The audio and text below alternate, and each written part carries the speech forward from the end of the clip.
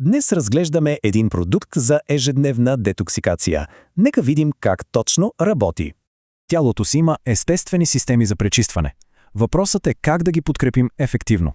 Продукта съчетава две основни неща – магнезиев цитрат и натриев борат, или просто боракс. Бора е естествен минерал, който го има навсякъде в природата. За съжаление, модерното земеделие води до дефицит. Значи, борът е важен за костите и ставите, но също така и за баланса на хормоните. Ето нещо интересно. Оказва се, че обикновената готварска сол е доста по-токсична от боракса. А сега за магнезия. Буквално всяка клетка се нуждае от него, а пък повечето хора са в дефицит. Само си представете, 28 молекули магнезий за една молекула глукоза. Диетата ни просто изсмуква запасите. И когато магнезият липсва, ето какво се случва. Появяват се всякакви проблеми, от крампи и до умора. Добре, стигаме до най-важното. Как се приготвя дневната доза? Процесът е съвсем прост. Важно е дозата да е съобразена с възрастта и количеството се разпределя за целия ден.